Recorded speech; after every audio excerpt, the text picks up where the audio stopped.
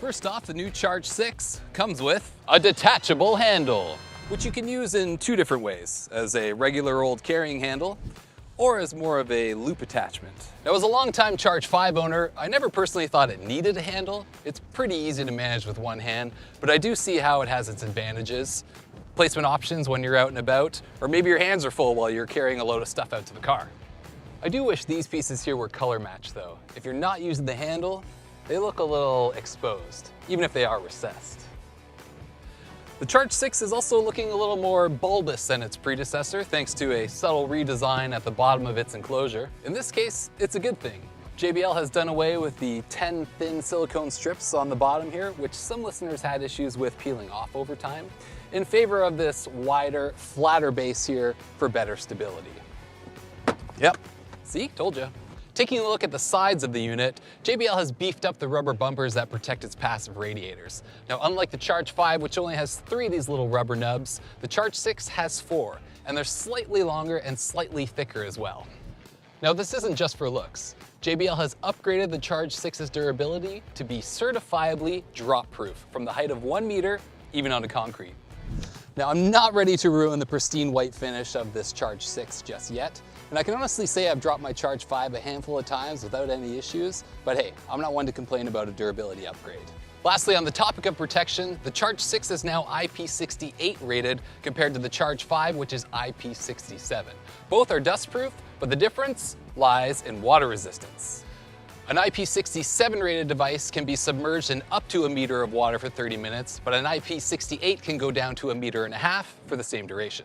Now, on the top of the device, you'll find a new control layout. You still get your raised playback controls in typical JBL fashion, but you may notice that the Party Boost button is gone and has been replaced with an Auracast button.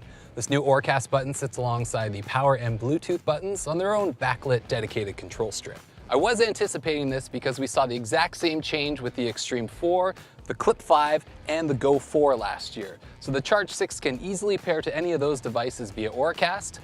Party box stage 320 included. Ow! Unfortunately, this means no backward compatibility with older JBL speakers that still use Party Boost. So you can't pair a Charge 6 with a Charge 5.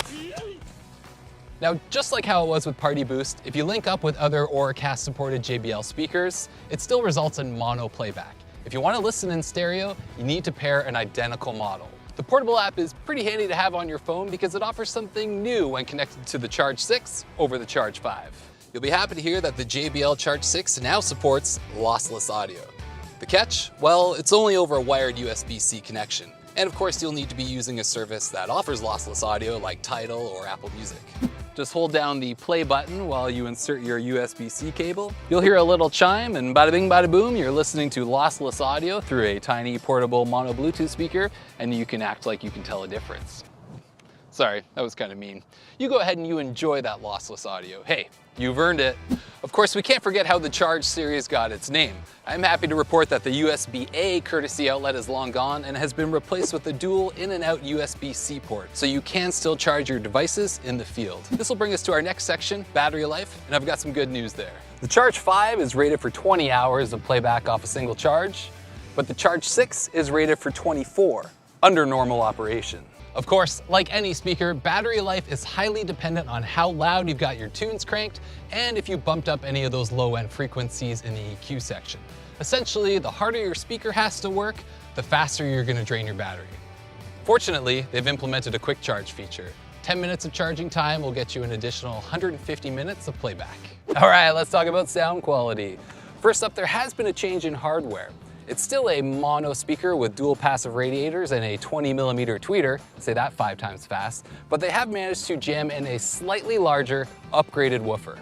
And by slightly larger, I mean mere millimeters bigger than what's found in the Charge 5.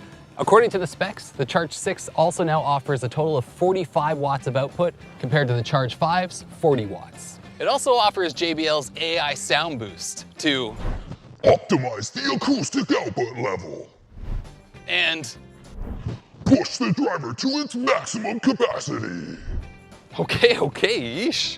All we want to know is, does the Charge 6 sound better than the Charge 5? After all, it has been 4 years. Well, here's what I've discovered.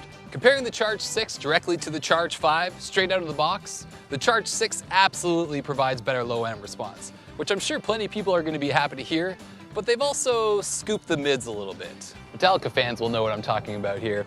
A reduction in mid frequencies means that instruments like distorted guitars, snare drum, vocals tend to take a bit of a back seat in the mix compared to when listening with the Charge 5, where they're noticeably more prominent. When it comes to the highs, I find the Charge 6 a tad darker sounding than the Charge 5. Listening to some Steely Dan, a track like Home at Last, I don't quite hear the same presence from the piano keys or the stick attack on the hi-hats from the drummer when he's playing one of those sick triplet groove shuffles, for example. So what does this mean?